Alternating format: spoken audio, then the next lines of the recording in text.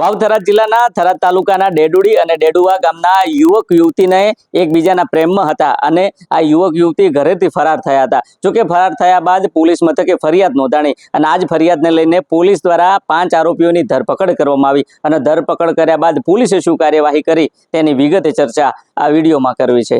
વૈષ્ણવજન તો તેને કહીએ જે પીડ પરાઈ જાનાને રે। નમસ્કાર, હું છું દિનેશ ઠાકોર। નવજીવન ન્યૂઝમાં આપનું હાર્દિક સ્વાગત છે। વાત વાવ-થરાદ જિલ્લાની છે। વાવ-થરાદ જિલ્લાના થરાદના ડેડુડી અને ડેડુવા જે ગામ છે, આ ગામના યુવક અને જે યુવતી હતી એકબીજાના પ્રેમમાં હતા।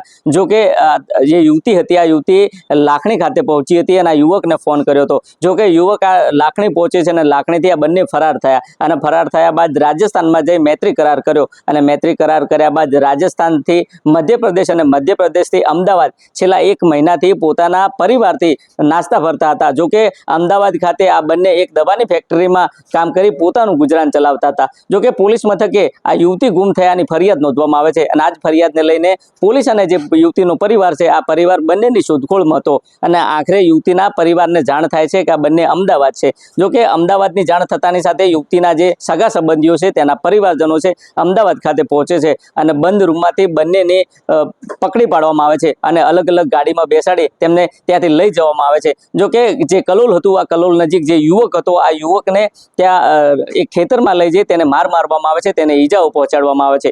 એટલું જ નહીં, આ યુવકનો જે ગુપ્ત ભાગ હતો આ ગુપ્ત ભાગે ટ્યુબ નાખવામાં આવે છે, તેને ઇન્જેક્શન આપવામાં આવે છે, તેને હેરાનગતિ કરવામાં આવે છે, લોખંડની પાઇપો વડે તેના ઉપર હુમલો કરવામાં આવે છે અને આખરે આ લોકો ઉપર એક ધારાસભ્યનો ફોન આવ્યો અને કહેવામાં આવ્યું કે આ જે ઈસમ છે આ ઈસમને કડક સજા આપજો। જો કે તમામ બાબતને લઈને પોલીસ મથકે 24 લોકો સામે ફરિયાદ નોંધાણી હતી અને આ જ ફરિયાદને લઈને થરાદ પોલીસ મથકના પીઆઈ દ્વારા 5 આરોપીઓની અટકાયત કરવામાં આવી હતી અને આ જ અટકાયતને લઈને કોર્ટમાં તેમને રજૂ કરવામાં આવ્યા હતા। જો કે થરાદ જે સેશન કોર્ટ છે, સેશન કોર્ટમાં થરાદ પોલીસે 10 દિવસના રિમાન્ડની માગણી કરી, પરંતુ થરાદ સેશન કોર્ટ દ્વારા 5 દિવસના રિમાન્ડ આપવામાં આવ્યા। જો કે રિમાન્ડ બાદ જે થરાદ પોલીસે 5 આરોપીઓને લઈને જે ઘટના સ્થળે આ ઘટનાને અંજામ આપ્યો હતો આ ઘટના સ્થળે લઈ જઈ તેમનું રિકન્સ્ટ્રક્શન કરવામાં આવ્યું હતું અને વધુ તપાસ હાથ ધરવામાં આવી હતી। મળતી માહિતી મુજબ જે પ્રકારે ડેડુવા અને ડેડુડી ગામના યુવક યુવતી હતા એકબીજાના પ્રેમમાં હતા।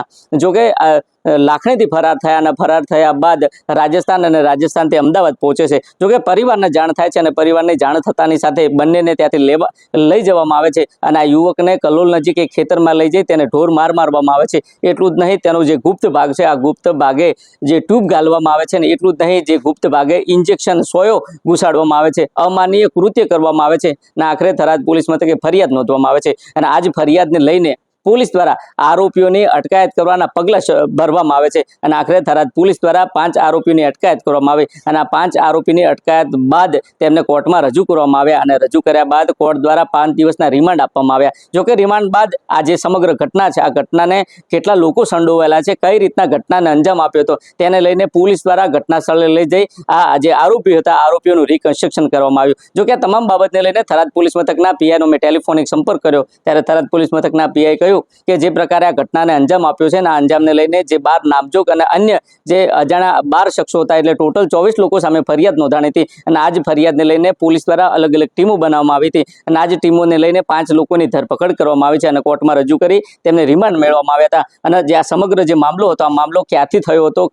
કઈ રીતના કરવામાં આવ્યો હતો, કેટલા લોકો સંડોવાયેલા છે તેને લઈને રિકન્સ્ટ્રક્શન કરવામાં આવ્યું છે। જો કે પોલીસે તપાસ કરી છે અને આ તપાસમાં હાલમાં 10 નામ ખુલ્યા હોવાનું પીઆઈએ જણાવ્યું છે। જોઈએ આવનાર સમયમાં આ સમગ્ર ઘટના છે આ ઘટનામાં કેટલા લોકો સંડોવાયેલા છે તેને લઈને પોલીસ દ્વારા કેવા નામો બહાર પાડવામાં આવે છે તે તો આવનારો સમય બતાવશે। દિનેશ ઠાકોર, નવજીવન ન્યૂઝ, વાવ, થરાદ।